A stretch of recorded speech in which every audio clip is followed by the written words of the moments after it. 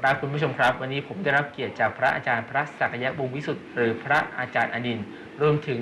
ดรเคชับแมนชาเกียอดีตรัฐมนตรีกระทรวงสิ่งแวดล้อมและวิทยาศาสตร์ของเนปาลและนายราชาชาเกียนะครับซึ่งเป็นเจ้าของบริษัทนำเที่ยวรายใหญ่ของเนปาลซึ่งทั้ง3ท่านจะมาตอบคำถามเกี่ยวกับประเด็นต่างๆและวิเคราะห์ถึงเหตุการณ์แผ่นดินไหวที่เกิดขึ้นในเนปาลเมื่อวันเสาร์ที่ผ่านมากันครับกราบนิมนต์ครับพระอาจารย์นามัสเตครับผมก็พระอาจารย์นี่ครับอยากจะสอบถามพระอาจารย์ว่าหลังจากที่เดินทางมาถึงเนปาลในวันนี้เนี่ยได้เดินทางไปที่เคปาลาปูได้เห็นความเดือดร้อนของประชาชนอย่างไรบ้างรวมถึงว่าทางพระอาจารย์เองเนี่ยได้ทราบมาว่าได้นำสิ่งของบรรเทาทุกข์มาเพื่อแจกจ่ายช่วยเหลือพี่น้องชาวเนปาลเนี่ยคิดว่ามีแผนจะแจกจ่ายสิ่งบรรเทาทุกข์อย่างนี้ให้ชาวเนปาลอย่างไรบ้างครับ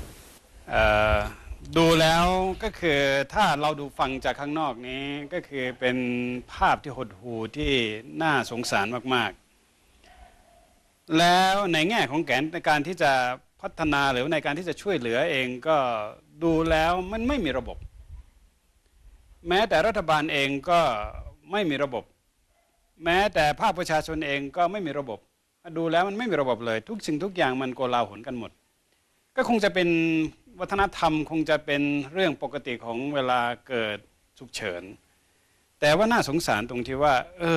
มันน่าจะมีหน่วยงานที่รับผิดชอบน่าจะมีหน่วยงานที่จะยื่นความช่วยเหลือสำหรับผู้ที่เดือดร้อนแต่ก็คงจะเป็นระบบการเมืองที่ไม่เสถียรของประเทศเนปาลเองทำให้อำนาจสูงสุดนั้นไม่ทราบว่าอยู่กับใครมันก็เลยค่อนข้างจะลำบากในช่วงของวิกฤตตรงนี้สักนิดหนึ่งการที่ก่อนที่อาตมาเนี่ยสิ่งที่คิดว่าอย่างหนึ่งก็คือว่าฟังดูจากข่าวตอนนี้ปัญหาในแง่ของการแจกจ่ายปัญหาของอะไรต่ออะไรมันก็มีอยู่มากแต่ว่าปัญหาตัวนี้เป็นปัญหาที่เราฟังมาจากข้างนอกคือปัญหามาจากความคิดของคนนอกประเทศปัญหาของความคิดว่าเขาน่าจะต้องใช้อย่างงู้นอย่างนี้เวลาเขาเกิดเดือดร้อนอันนี้ก็คือตรงนี้แต่ว่าถ้าเรามาดูว่าถ้าทำท้องถิ่นที่นี่มันลำบากไหมลำบากแต่ลำบากกว่าที่เคยเป็นอยู่ไหมลำบากกว่าที่เคยเป็นอยู่แต่ว่ามันสุดวิสัยไหมแต่ดูจากการหน้าตาของผู้คนดูจากการแสดงอาการหรือดูจากการปฏิกิริยาตอบนะไม่มีใครแสดงว่ามันเกินที่เขาจะต้องทนได้อันนี้ก็คือข้อดีของคนเนปาลที่อาจจะเรียกว่าเขามีความยืดหยุ่นเขามีความอดทนแล้วอีกสำคัญอันหนึ่งที่เห็นในวันนี้ที่หลังจากไปดูแล้วเนี่ยก็คือโบราณสถานหรือว่าสถานที่สำคัญทางวัฒนธรรมที่มันเสียหายก็ปรากฏว่าตำรวจก็ไม่มีมารักษาความปลอดภัยทหารก็ไม่มาความปลอดภัยแล้วก็ผู้ที่จิตใจที่ชั่วร้ายก็สามารถที่จะเอาเข้าของพวกนั้นขโมยไปใช้หรือว่าไปค้าขายในอนาคตได้แต่ก็มีหนุ่มๆวัยรุ่นเยาวชนจิตอาสากันเองนัดกันมาเองโดยไม่รู้แต่ละคนก็ไม่เคยมานัดกันก็มานัดกันแล้วก็มาอย่างน้อยไปเคลียร์พื้นที่อย่างน้อยเนี่ยเอากองอิฐให้ไปเรียบร้อยอย่างน้อยเนี่ยเอาไม้เนี่ยให้ไปเรียบร้อย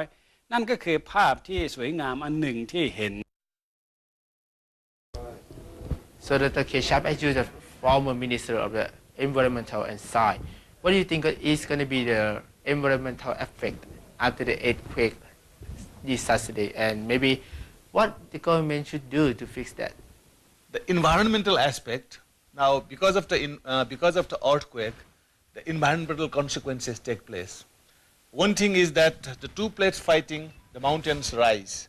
So when the mountains rise, then the geology changes. Geology changes means like in the high Himalayas. What happens that because of the earthquake shocks, the snow and the rocks in the high Himalayas, avalanche takes place. So there is a big avalanche. Like this time also in the Mount Everest, big avalanches, the ice, snow, and the rocks, they fell down. So about 40 international trekkers, they have died. And in the middle, that is in the mountains, below the Himalayas, what happens is water is a very important resource for Nepal. You know, Nepal is a water resource rich. And then we are building a lot of investment in hydropower. hundreds of hydro dams we are building. Now, although we do environmental environmental impact assess, but we cannot predict the earthquake, what happens. So this earthquake, only in one district, 10 small hydropower dams have been disturbed. So 90 megawatt electricity stopped, just in one district north of Kathmandu. So the big, very serious environmental impact of this earthquake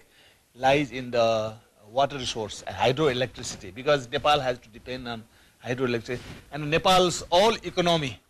all money, we are investing in hydropower. In the mountains, the small villages, we depend on the spring water. When the with earthquake, when it breaks inside, then the spring water disappears. So there will be many water problems, drinking water problem in the thousands of settlements in the mountains, in the villages. So right now, you say that you're going to have a water shortage, right? So is there any way to fix that problem? Now we have to see when the rain comes, how the spring behave. So we have invested a lot of money in the drinking water systems in the villages, in the mountains. So that we'll have to fix. Maybe some new springs come. So it is going to make a big cost. So Mr. Rasha, as you are the head of the tourism company yourself, I see that most of the valuable building that came down is a historic site and some the most popular tourism site too. So what do you think is going to be the effect to the tourism industry in your country? Yeah, it is really